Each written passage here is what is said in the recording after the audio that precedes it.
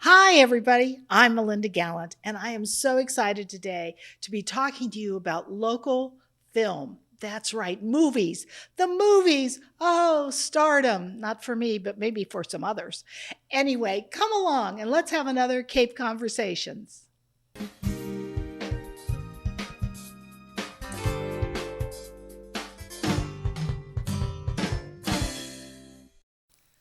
Hi, everybody. I am so excited to be sitting here today. Oh my gosh, with somebody who is very, very creative. She's young. She's been on the Cape for a few years.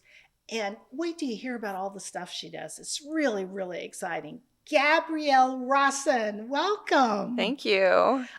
You know what? This is the first time I'm in the studio in like forever. I can't believe it. And I'm so excited and honored to be the first interview Yes, in the studio. you'll go down in infamy. Seriously, this No is kidding. cause for celebration. It is for sure. So, Gabrielle, tell me what you do. I know you do movies. I know you do news. You're like the jack of all trades with media. Exactly what do you do, and who are you working for, and all that good stuff. That is a loaded question. Okay. I suffer from insomnia due to all of the stuff that I do. Sure. But I'll try to say it so succinctly. So by day, I'm a reporter and a news anchor for Cape Media News, Oh, wow. which is a hyper-local news program at the Cape Right. Cod Community Media Center. And then, Is that where Terry is? yeah, Yeah. Terry Duenas is the Yeah. executive director there. Right. Okay. And then I clock out there and I clock into my other job, which is filmmaking.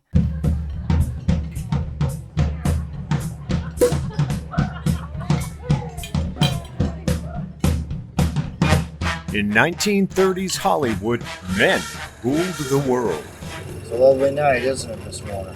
and women knew their place. Is it?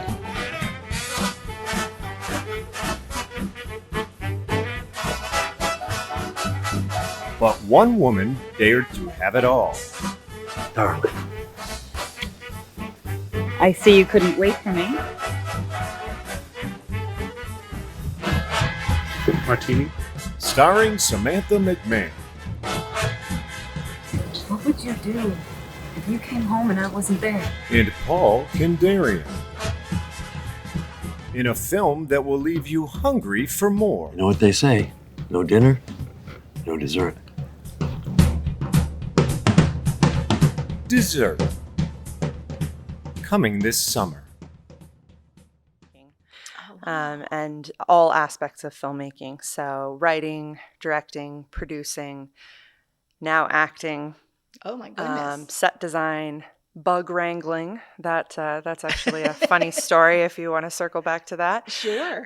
But, I'm involved in a lot of my own projects and also other people's projects. So I'm always busy. I'm always in pre-production or production or post-production on a independent film project. Oh my gosh. Well, let's touch on the news a little bit first, and then I want to hear all about what you really do. Yeah. The fun part. Yes. So, you do local news now. Is that only for the Mid Cape area? Is it or do you send out stream it, or how does it work? So our public access channel does go out to the Mid Cape area. So we do try to cover news stories that cater to those towns. But occasionally we branch out. It depends. If it's something that impacts the entire Cape, Sure. then it's relevant to us. So the types of stories we do are, we talk about wastewater, Oh, yeah. PFAS, addiction, Yeah. education, nature, and then we also try to cover, and that's like a very small bit of topics, honestly. Right, I know. But we also try to cover some events too. So, we cover a lot of the like grassroots politics, especially the student-run political endeavors, because we think that that's really cool on two fronts. Sure. It's really neat to see kids using their voices and being active in their community. So we do a lot of different stuff. The pandemic obviously influenced how we can collect Sure. news. Sure. And I should give a shout out to my coworker, Emily Tollick, who is I could not do the program without her. So we're a small 2-person team. Right. And together we create, 3 to 4 news packages Wow. a week. And then That's a lot, though. it is. Small business. It is because, we go out and we get the Mm-hmm. story either in person or via Zoom, as everybody's doing nowadays. Then we bring it back to the office, we edit, and then we write our narrative to go with it, and nice. we record that. And it's a Wow. huge editing process, a lot of writing involved. Mm-hmm. And so her and I, we work really hard to produce at least, 3 stories a week. And then every other week we have a weekly newscast, and then I play anchor. I'm always trying to get Emily in front of... grab bear. Yes, exactly. It's acting in every sense of the word. It's a life. Yeah. I Yeah. used to tell my kids that, who are all grown up with kids of their own that are growing up. But I used to say to them, I said, you need to take an acting course. I don't care if it's in high school. I don't care if it's in college. Just take one, because life is all about acting. Absolutely. It is. Yeah. It's all make believe. Yeah. There's a good song called It's All Make Believe, I think. Can't remember who does it, but yeah. Yeah. So that's your main focus during the day. Yeah. I mean, Yeah. that's how I support myself and my family. I'm Yeah. a single mom. Yeah. One of my kids just flew the coop, so I'm Oh down my to gosh, one. Wait a minute. You cannot be old enough to have a kid old enough to fly Oh, the yeah. coop. Yeah. I'm 42. No. Don't let the space buns fool you. I know. Well, I was quite impressed with those when you walked in. Thank you. I thought, oh my gosh, I'm with Leah. Yeah. I missed it. I missed the 4th, but it's okay. It's Star Wars every day. That's right. Somewhere. It is for somebody, for sure. So you do that, as I said, you do that during the day, and then you come home and you go crazy doing other stuff. Yeah. After I do the dishes and feed the birds and, make dinner for my son. And Oh my gosh. How old's your son? he's 14 and a half. What a great age. Yeah. He's really funny. I've got a Yeah. funny story about him too, Oh, yeah? in terms of how he perceives my filmmaking. Oh yeah. I don't know if I should tell you right now. Sure. I don't know. Well, Sure. okay. So Everybody loves stories, and my audience in particular loves to get to know people, so they like to get to know you too. I think this story will make them laugh. So after I made my first film, I loved the experience so much. I said, I'm doing this again immediately. I knew. Did you do everything, like from the shots to directing it to writing it, or did other people do that? There was a huge team involved Okay. in making my first Okay. film. I mean, that's the thing about filmmaking. It's a team sport. Right. I wrote it and I directed, but Yeah. I was so new. I barely knew what I was doing at the Right. time. And I know Taiki, who actually was our Magyar, yes, he Yes, works here. he Yes. was our cinematographer, and Yeah. we talked a lot about shots. And Mhm. but at the end of the day, we were like, let's just get basic coverage and let's get this film in the can, because it was a huge undertaking. So what was the name of the film? That film was called Get Up 8. I'm a New England fisherman. I have to be on the sea. Nope, no money, no room. I told you this. Look, I will get you the money. Make it better. You're on the Downeaster, Alexa. Remember, it's leaving port soon, right? Come on, take me with you. I don't know, David. Hey, you need anything? Maybe later. What's up, buddy?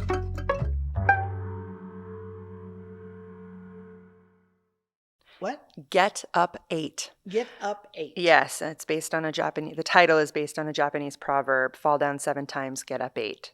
Gotcha. So it's about persistence. And Sure. the film's a semi-autobiographical story about a woman in early recovery who is struggling with, relapse, Yeah. and also trying to get custody of her daughter again.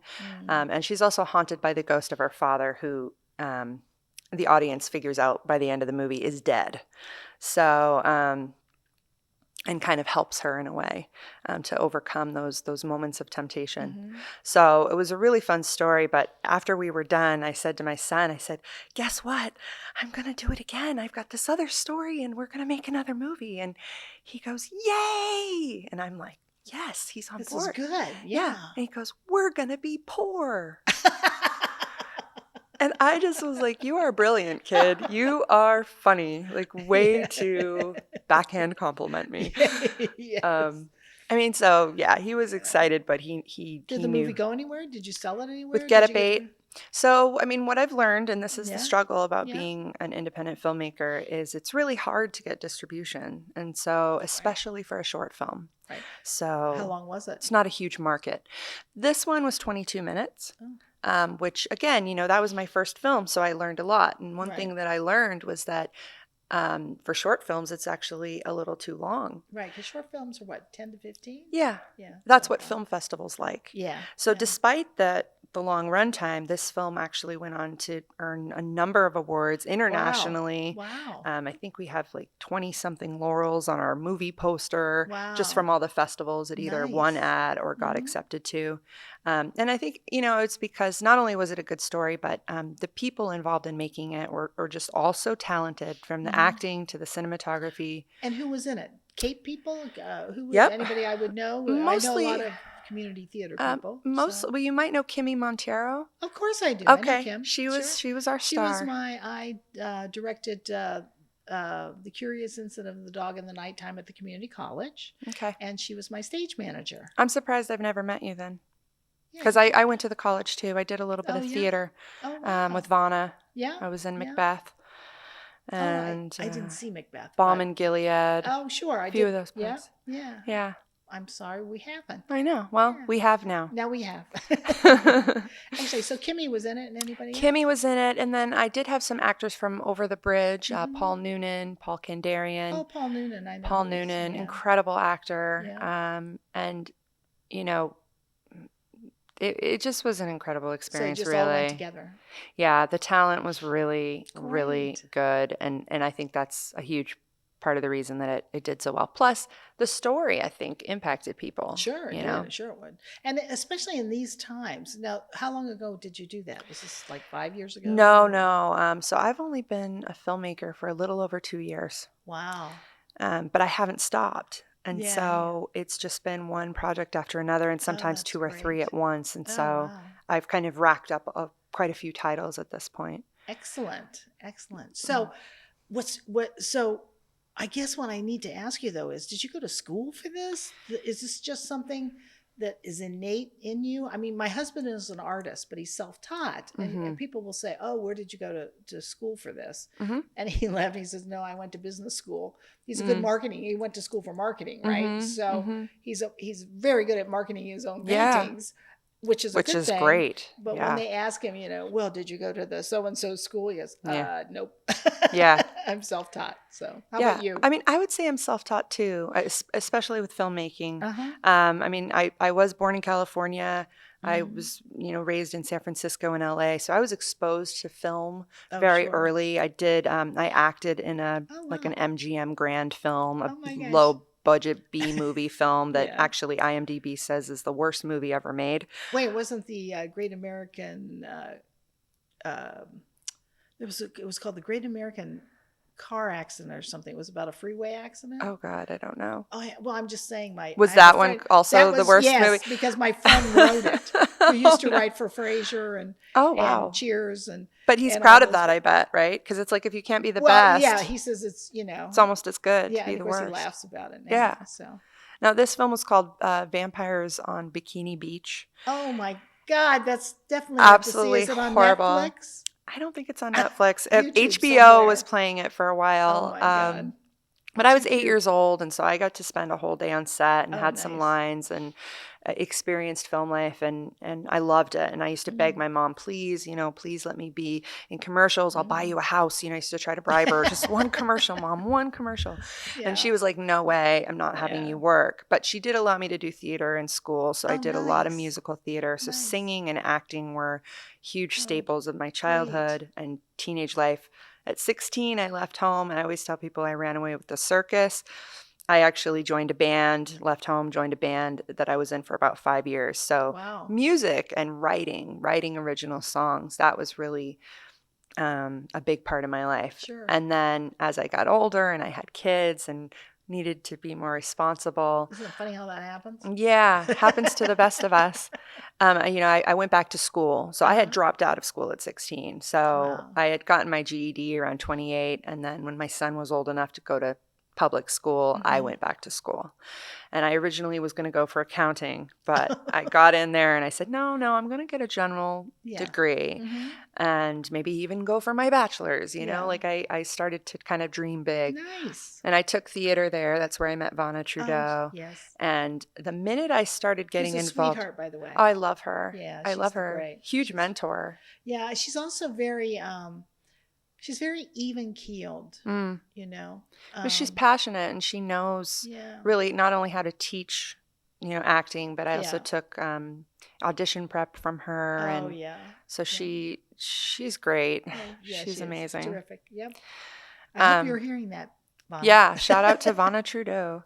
But it was interesting because when I started to do more artistic things at the school, I started to get better grades in some of my more academic classes too. So I started doing radio program and theater and started writing for the main sheet, did a Dear Gabby advice column. My God, how cute. It was so fun. And, you know, and anyway, and then when I did transfer to Bridgewater State University for my bachelor's, I didn't have time for theater, especially because of the long commute. Yeah. So I had to table that, and that was really unfortunate. And did you have children then? Yeah, I had both my kids at the time. Yeah. My daughter was in high school, my son in, you know, middle school, and so so I couldn't commit to theater, but so that there was this artistic just churning inside of me, wanting to get out and express itself, and so I started taking classes that were more and more and more creative. And the last class I took in my second to last semester was, or third to last, whatever, it was screenwriting. Oh, wow. And that was a pivotal class for me because it taught me how to take my idea and turn it into something tangible. Sure. So you cannot make a film without a script. No, you can't. So and it has to have a flow and a beginning and a middle and an end. That's right. So, that's right. And there's quite a bit of technique involved with that. There's lots. And I learned a lot. I studied under Michelle Meek, who I think she's passed it off now, but she started newenglandfilm.com, which is like this incredible resource for New England actors and filmmakers. And she taught me a lot. And then to really push myself, I was taking honors classes and had an honors contract to fulfill. And I said, I'm going to make a film. Because I was an English major, and I said, I refuse to write another paper. Yeah. So I made a film instead of... So it was your senior project? So it was essentially my senior project. It was my senior honors thesis project. Nice. And again, you know, I didn't know what I was getting into. I was literally Googling how to direct and who do you need on set. I had never heard of a gaffer. Yeah. And so... Best boy. Yeah, I didn't know anything about that. So I just kind of winged it. But I was fortunate to work at the Media Center at that point. I met a wonderful woman named Isabel Kaplan. She introduced me to Taiki. And really, there would be no film if it wasn't for Izzy. Is that right? Yeah, because she took interest in the script and she happened to know a cinematographer. And between the three of us, you know, we just kind of, we put it together and made it happen. Wow. And that kickstarted everything for me. Oh, that's great. Good for you. Yeah. Well, what's next on the docket then? I mean, are you working on something now? Are you, I mean, obviously it sounds like you're always working on something. However, is there something either in the can or going into the can soon that you're working on, or is it just, are you just working on scripts? Yeah. All of that. All of the above. Literally all of that is happening right now. Yeah. Let's see, where do I start? So right now I have a film in post-production called Dessert. It's a 1930s period piece that is being edited, and we'll have a release for that in the late summer, early fall.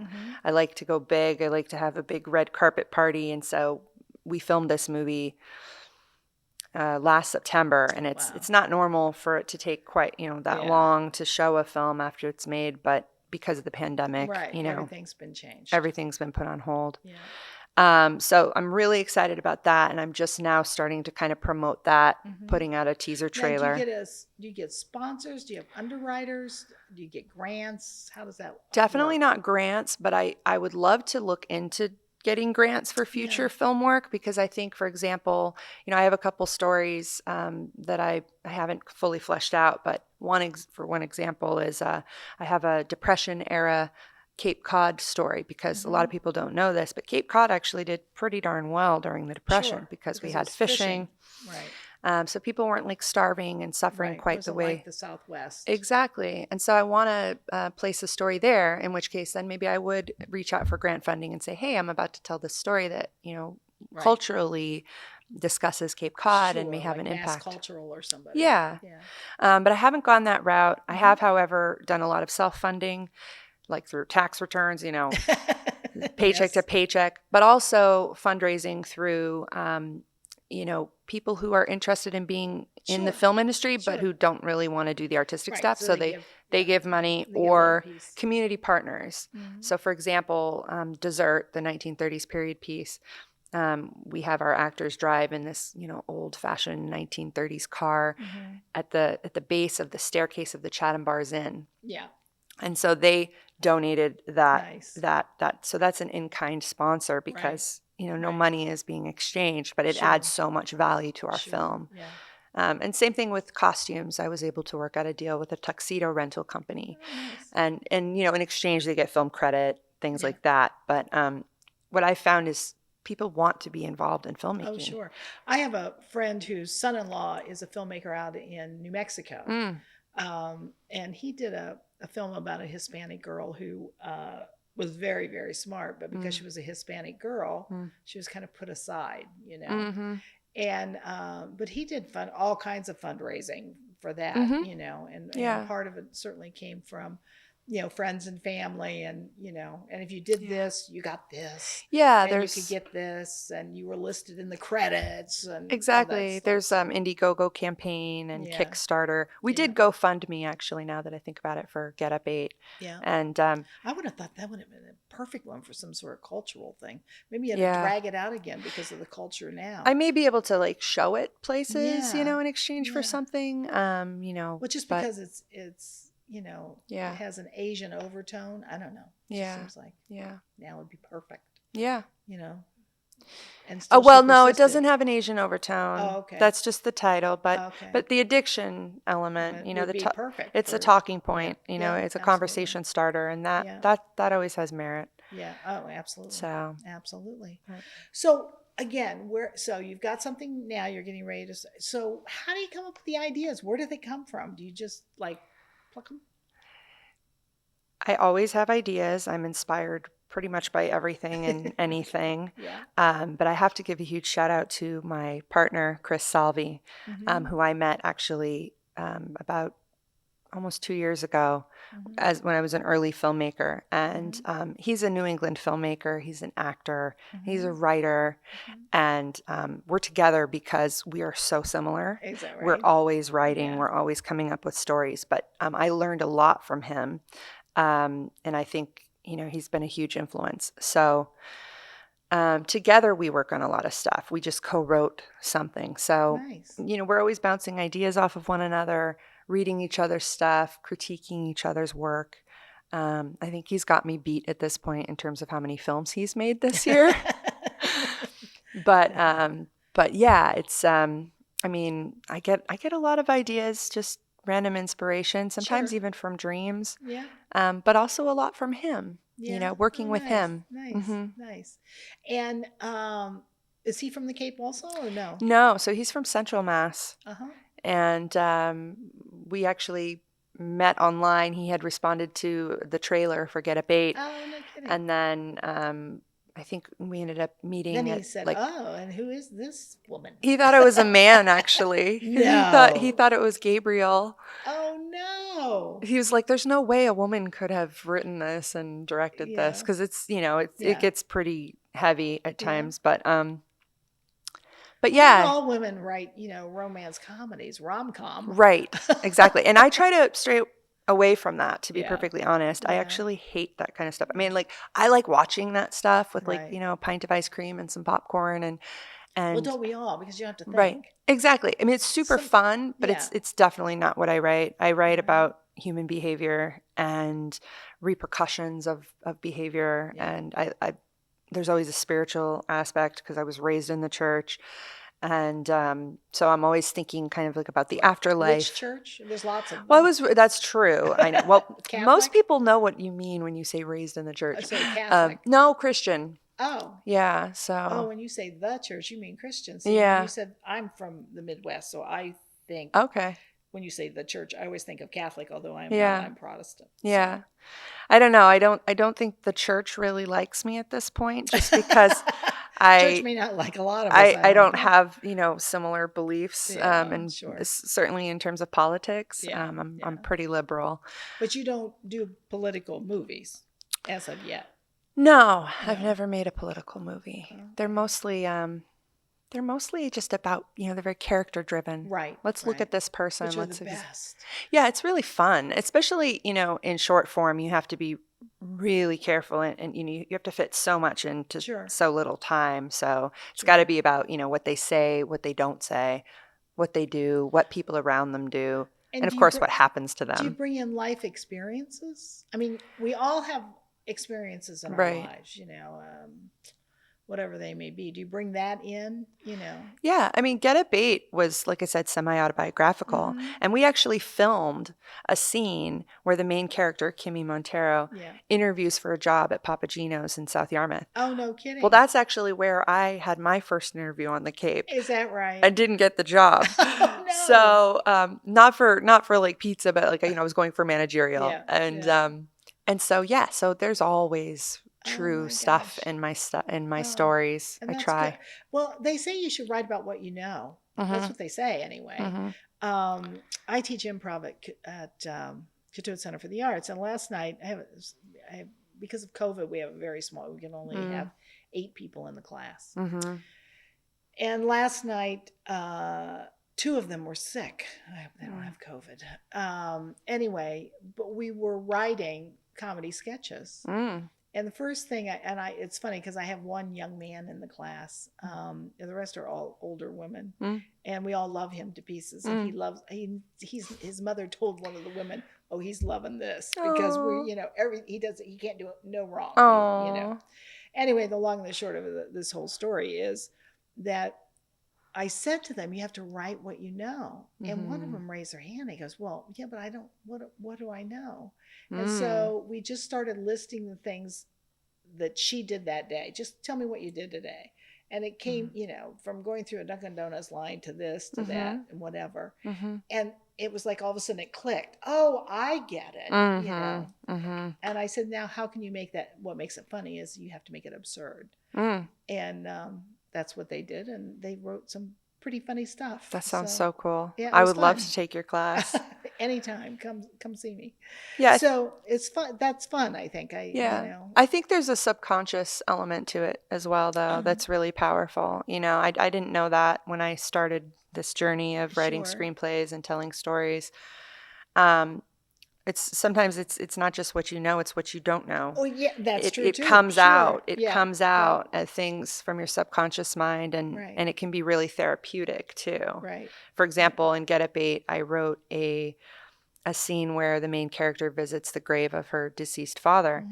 Well, it wasn't until after the movie was completely edited and done and screened, and I realized I started crying, and I was like, wow, obviously it's sad, and obviously it's for my dad. But what I realized about it was, I wasn't there when my dad died. He was cremated, and I have no idea where his ashes were spread. So I never had that moment to say goodbye. You didn't have closure. So every time I watch that film, I get to say goodbye to my dad. That's my dad that I'm saying goodbye to.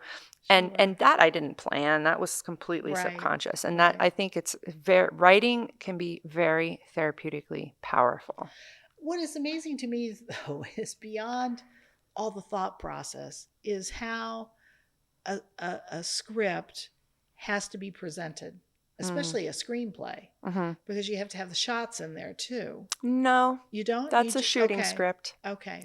So, but a screenplay has to be set up in a certain way, right? Formatting helps. Yeah, formatting I've had is people huge. send me scripts to look at, and like, if it's not in proper format, it's like, I can't read it. It's so hard. I know how to read, but I can't read this. Right. So formatting does help. And there's a great free resource for that called Writer Duet. I think there's another one called Final Cut, or no, that's something else. Oh, I can't remember, but I use Writer Duet, and it's a great formatting platform, and it's predictive. It's predictive, so it will, once you get the character established, it will just pop up again, or it will give you a drop down list of characters. So you don't have to sit there and type over and over. And it puts it in the format that you should see it on the screen. That when you print it out, it's in the correct format. Absolutely. Yeah. Writer Duet. I'll have to remember that one. Yeah. Yeah, there's one for comedy scripts as well. Of course, don't ask me what it is off the top of my head. Yeah, because I haven't written like that for a long time now. Yeah, so comedy's hard. Comedy's hard to write. Comedy is harder than drama. Yeah, you can make people. It's easy to make people cry, but man, is it hard to make people laugh. Yeah, and if they don't, the flop sweat just trust me. Yeah, I know all about that. Yeah. So anyway, so that's it sounds so terrific for you. So coming into the future, do you think this year you'll do another movie? You'll shoot another one, two more, one more? Yeah, so I'm in pre-production on several films. Oh wow. Do you have auditions?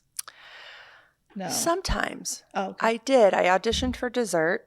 I did hold auditions. I found it really horrible because I don't like telling people that they didn't get the part. Oh. I'm not good at that. that. Oh, have me come. I'm really good at casting. Oh. I am very good at casting. Perfect. I would love to just help you out. Perfect. Yeah. I have no problems telling people, Okay, good. People will tell you that. No, that's great. I try to be nice. I'm from the Midwest, so I'm always very nice. Right. But it is hard especially when you know the person. Yeah, it is tough. It is. They kind of look Kimmy at was you a like, perfect how choice dare you? for sure. I'm sure she was. She's great. And then she helped me out on the second film I made, which was a 1950s period piece on set design. And it's because she's got all that craft skill I know too. she does. Amazing. So, and I would love to work with her again. I hope that there's a project soon. But right now I'm actually producing a film that I'm going to actually act in. Oh, how wonderful. And it's called New York Minute. Chris Salvi, my partner, is going to direct it. Wonderful. And we have an incredible cast, a lot of New England talent. Mm-hmm. We've also got Terry Alexander from Dawn of the Dead. Oh, wow. Okay. He is going to play a role. Mm-hmm. And we're going to shoot it in New York City, which Yikes. none of us have ever done. Yeah. So how many permits do you have to get to do that? Permits? What are those? Shh. Don't even tell them it's coming. Yeah. We like to shoot guerrilla style, they call it. Yeah. And New York City, I mean, They won't. Can't even imagine how you would get a permit in New York City. Well, I thought you had to have a permit for everything. I don't in life. think so. I mean, think about Times Square. There's so many people. Well, there's that's so true. many cameras. Right. You know, weird stuff happens there all Sure. the time. I think people Yeah. are immune to it. Right. At least we're hoping. We're hoping that's how it's going to be. But yeah, so New York Minute. And then really the biggest thing I want people to know about is Dessert. Like I said, we're going to premiere that at the Chatham Orpheum. Oh, great. Oh, that is such a great theater, too. Yeah. It is wonderful. Yeah, I've done every premiere there because it has really a beautiful theater, but it also has like such a beautiful, foyer, bar. Yeah. We usually cater it. Yeah. It has the great mural for photos. Nice. It's such a nice space. Oh, sure. Now, and how long is is it 15 minutes or? I'm not sure yet. I'm thinking it'll be somewhere like 10 to 12. Okay, you haven't done the cuts yet. Then. Yeah, the editor, Jeff Bassett, is working on it. He actually was also the cinematographer. So he's editing that now. Great. And I'm going to try to use music from the period. So it's such a process. You film it. Yeah. Then it goes to editing. Then it goes to sound. Or sorry, I should say editing, coloring, sound, music, sound again. It's like this big process. But it's all computerized, right? Yeah. They're using software to do it, it's which is amazing. really hard stuff to navigate. I know a little bit. But yeah, it's worth it to pay people to do it. I have a hard time with Excel, so I can't even imagine. Can't do Excel. Yeah, no. Oh, that sounds wonderful. Well, and hopefully that'll be sometime within the next 6 months. Yeah, so I'm looking at the date of September 17th. Wonderful. People can follow my film page on Facebook, GR Films. GR Films. Yep. Okay. Or it's at Gabrielle Rosson Films. Wonderful. And then that's how they can find out when, because we'll probably have Can we people Google do, you and you'll pop up? Yeah, you can Google me. My IMDb will pop up, my Oh, wonderful. Vimeo, my Nice. Facebook, Instagram, Nice. YouTube. Excellent. But, if people see this and they say, oh, I would like to go see that. Yeah. That's how they can find out when it's Yeah. happening and how to get Wonderful. tickets, because we'll probably sell some tickets. Wonderful. Good.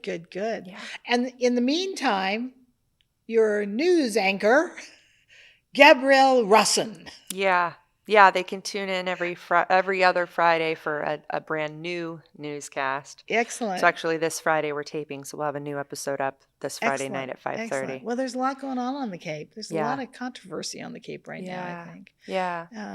And of course, there's going to be a whole new person in charge of the Cape Cod Chamber of Commerce after 20 some years. Yeah, so, Wendy Northcross, she's leaving soon, but she just got Woman of the Year. Yeah, I know. Otis Couldn't Warren. go to a better person. I know. I've known her since I moved to the Cape. Actually, I'd lived on the Cape for about 2 years, and we worked at the same radio station. Oh, wow. Yeah, she was in traffic and I was in sales.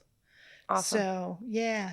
So, and now I've been on the board for 10 years. She and I are leaving the board at the same time. Oh, wow. So anyway, yeah, couldn't happen to. But that's going to be a great story for you guys to do too. So Yeah.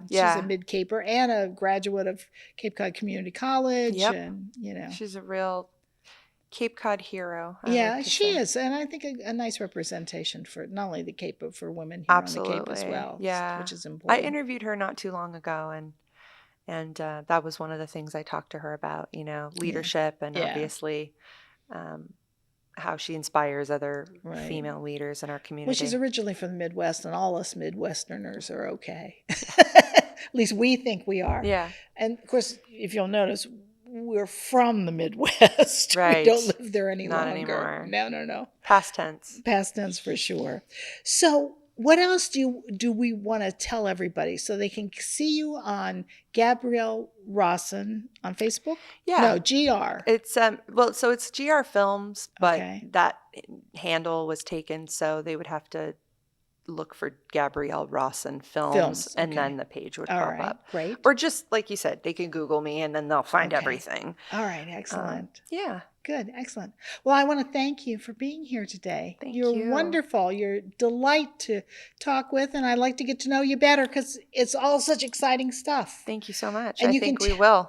You can tell me how to. My grandson, who is at BC High, he's trying to get into New York University for acting. Mm-hmm. He's been in 3 films, and not big films, all senior project films. Yeah. But in his head, he's going to be a big star someday. Good for him. You need passion and drive. Oh boy, he's got it. He's good looking, and he can sing, and he can play the piano and the guitar. So he's got some talents there. I just, as long as he can eat, that's all I care about. So anyway, He will.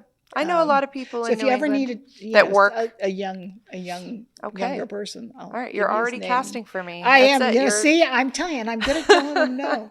Anyway, thank you again, Gabrielle. Thank you so It's been a much. I delight appreciate talking it. with you. Thank you. Gabrielle Rosson. Fabulous. Creative, also a television star in the Mid-Cape, anchor woman, and she's also a filmmaker. So go to Gabrielle Rosson Films, look it up, Google it, find out what's coming up. You may even want to audition for one if she has auditions. What a interesting person, and it was great to talk with her. So thank you again for joining me today in studio. I'll see you next time on another Cape Conversation.